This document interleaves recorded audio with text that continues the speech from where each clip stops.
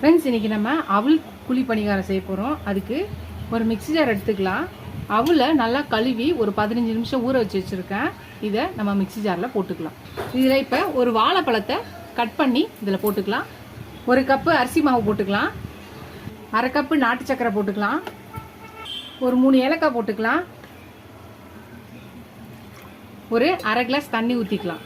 இப்போ அதை நல்லா பிளண்ட் பண்ணி எடுத்துகிட்டு வந்துடலாம்.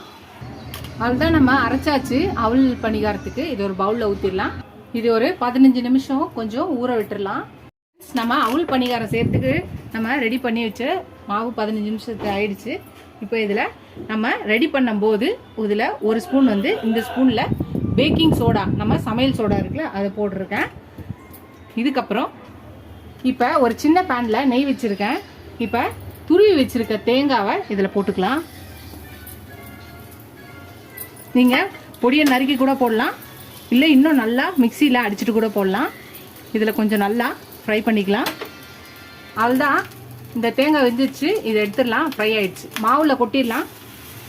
இதையும் சேர்த்து நல்லா கிண்டிக்கலாம். நம்ம குழிப்பணிகாரம் இதில் ஊற்றிடலாம். ஃபஸ்ட்டு ஊற்றும் போது அந்த பணிகாரக்கல்லில் நிறைய எண்ணெய் நெய் இருக்கும். அப்புறமா அதிலே நம்ம எல்லாத்தையுமே நம்ம போட்டு எடுத்துடலாம்.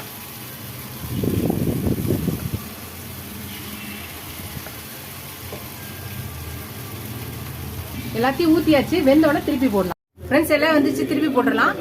இந்த பக்கமாக வெந்தோடனே எடுத்துடலாம். எல்லாத்தையும் எடுத்துடலாம். ஃப்ரெண்ட்ஸ், அவ்வளோதான் நம்மளோட அவல் பணிகாரம் கிருஷ்ண ஜெயந்தி ஸ்பெஷல் ரெடி ஆச்சு. நீங்களும் இந்த சிம்பிளாக ஈஸியாக டக்குன்னு செய்யக்கூடிய ஒரு டிஃப்ரெண்ட்டான அவல் பணிகாரத்தை ட்ரை பண்ணி பாருங்கள். ஃபஸ்ட் டைம் சேனலில் பார்க்கணும், சப்ஸ்கிரைப் பண்ணிட்டு பாருங்கள். ஃபுல் வீடியோ பாருங்கள். இதுவரை சப்ஸ்கிரைப் பண்ண எல்லா ஃப்ரெண்ட்ஸ்க்கு தேங்க்ஸ். இதோட அடுத்த டே பார்க்கலாம். Tata, bye bye friends.